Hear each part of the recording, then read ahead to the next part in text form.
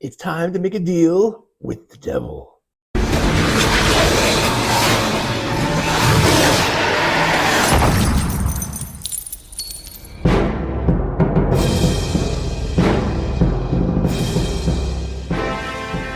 Warlocks can function as a class a bit strangely, with their pack magic instead of spellcasting, invocations, spells returning on short rests instead of the typical long rests. It can be a bit more confusing than some.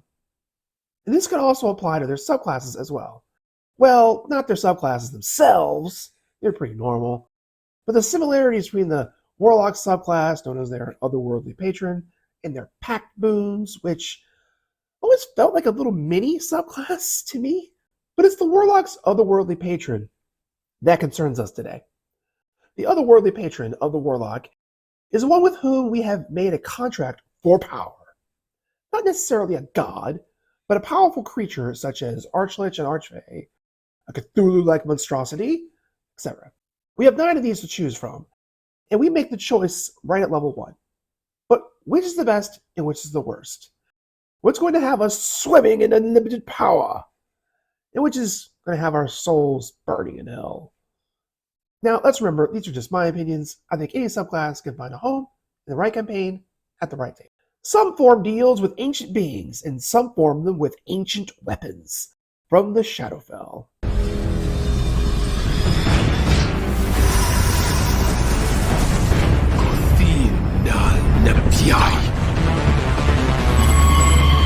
That's right, it's the Hexblade. Don't everyone become shocked and all at once. The Hexblade is a very powerful and well-known subclass, especially for those seeking to dip into multiclassing. It's also a bit strange. Instead of a powerful being taking an interest in you, it's a powerful weapon that becomes your benefactor. Like the Black Razor from D&D, or perhaps you prefer the Sword of Omens or some other media. Whatever it is, somehow the shadow of this weapon's power is now yours to command. At first level, we get an expanded spell list. These spells are added to our class spell list. We do not know them automatically. We have to choose them if we wish to cast them. Shield is a good defensive spell. Wrathful Smite, paladin-only spell. Blur, kind of a crappy defensive spell. And Branding Smite, another paladin spell. Blink is an underrated dimensional phasing spell. An elemental weapon, which is not great. Phantasmal Killer, not a bad illusion spell. And Staggering Smite, which is a debuffing kind of smite spell. And Vanishing Smite, probably the best of the smite spells. And Code of Cold, pretty good AoE. Not a bad list. A lot of paladin smite spells on there. Not sure I would use them. I think Hex serves the purpose fine. And those smite spells require concentration. Let me know down below which spells you prefer on this list that you would actually take. Also at first level, we get Hexblade's Curse. Once per short rest as a bonus action, we curse one creature within 30 feet. This lasts for a minute or until they die. We get several benefits against that creature. All of our damage rolls get a bonus equal to our proficiency modifier. Attack rolls against them score a critical hit on a 19 or 20. And if they die while under the curse, we heal for a number of hit points equal to our Warlock level plus our charisma modifier. Very strong ability. And remember, this curse does not allow a saving throw. Several of our higher level abilities will also further enhance the features. And finally, also at first level, we get Hex Warrior. This gives us proficiency with medium armor, shields, and martial weapons, which will really increase our defensive capabilities and attack options. We can also touch one non-two-handed weapon and get special abilities with it. We can now use our charisma bonus for attack and damage rolls instead of strength or dexterity. This makes us very sad, single ability score dependent.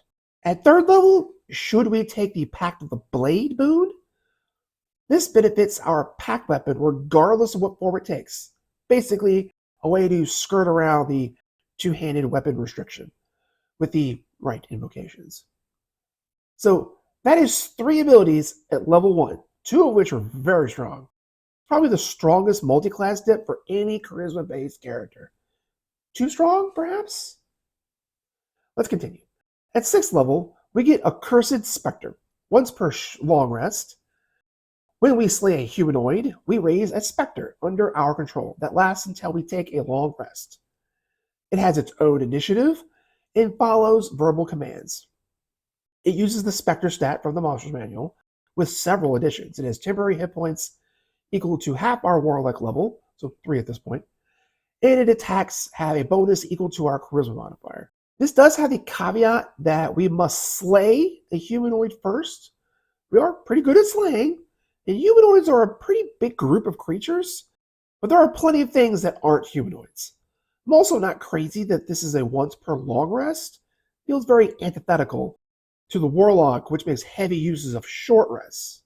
But if you noticed, outside of the actual slaying of the creature, it doesn't require any action to summon the Spectre. And Spectres aren't too bad a creature to have.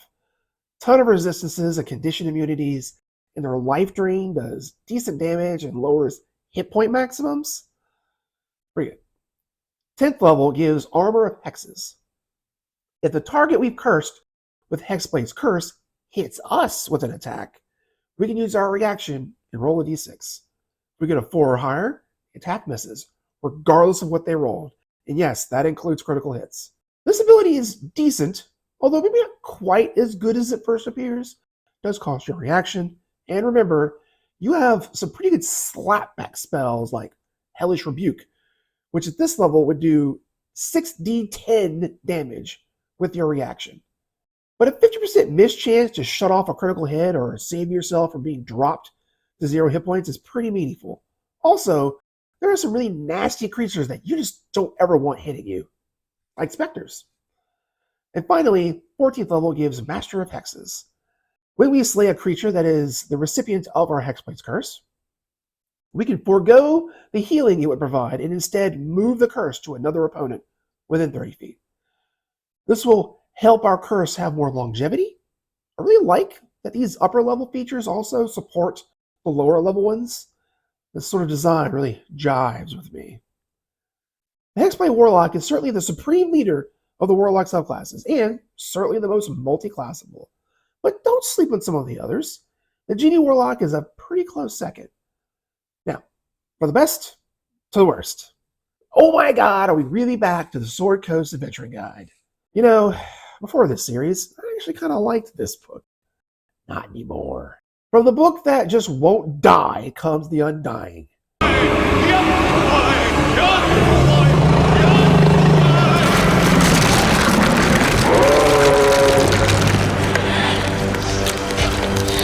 That's not to be confused with the Undead, which is different somehow. At first level, we get an expanded spell list like every other Warlock patron. False Life, which we can replicate with an invocation as often as we want, and Ray of Sickness, which is garbage. Blindness, Deafness, and Silence are niche, but I've seen them come in real handy. Feign Death, never actually seen this used before. And Speak with Dead, not a bad investigator spell. Aura of Life is a decent spell that protects you from life-draining effects. And Death Ward's a pretty good defensive spell. Contagion is actually pretty underrated and inflicts nasty diseases. And Legend Lore tells you information about objects. Not the worst list, but not particularly great either. Also at first level, we get Among the Dead. We learn the Spare the Dying cantrip. That's the one that replicates the medicine check to revive unconscious allies. It gives us advantage on saving throws against disease. Also, if an undead targets us with an attack or spell, but not including AoE spells, then they have to make a wisdom save or have to direct the attack to someone else. Undead are somewhat common creatures to fight, but not that common. Unless you're playing like Curse of Strahd, you might as well not have this most of the time, I think. 6th level gives Defy Death. Once per long rest, we regain hit points equal to 1d8 plus our Constitution modifier when we either succeed on a death saving throw, so that's roll 10 or higher on it, or stabilize a creature with our Spare the Dying cantrip. Neither situation we ever want to be in. I'd rather just get abilities that help keep us from dying. It is nice to have a fairly reliable way to get up from 0 HP with a few extra hit points. Undying Nature comes at 10th level. We don't need to breathe, eat, drink, or sleep, though we do need to rest to get the benefits of a short or long rest, reducing exhaustion, getting spells back, etc. We age 1 year for every 10 years now and can't be magically aged. I think it's mostly a ribbon feature. It does make us a pretty good sentinel for Night Watch, though. And finally, 14th level gets us indestructible life. Once per long rest, as a bonus action, we regain hit points equal to 1d8 plus our Warlock level. We can also reattach severed body parts this way, which is grim. Sounds cool, though, but not sure how often it's going to come up. Does synergize with the 6th level Defy Death ability pretty well. You drop to 0 HP, succeed a death saving throw, pop back up with a few extra hit points. And once it's on your turn, you can activate this ability and get some more hit points to bolster yourself and maybe survive the next round. So yeah, the Undying. Just not very exciting from a design standpoint. Good theme. I like that. But the abilities are just so niche and you just can't use them very frequently. If you like the idea of making a pact with a Lich King or something, maybe just choose the Undead Patron. It's very similar in tone, but with better abilities. So those are my picks for the best and worst subclasses for the Warlock in D&D 5e. What would be your choices? Are you of the same mind to prefer the martial mastery of the Hexblade? Or do you prefer something a little more subtle, like the Genie? Does the Sword Coast Adventuring Guide next badge of shame with the Undying disappoint you like it did me? Or might you pick something like the Celestial with its holier-than-thou self? Tell me in the comments below. And while you're down there, be sure to subscribe, ring the bell, smash that like button, check out our other videos over here, and I'll see you in the parlor.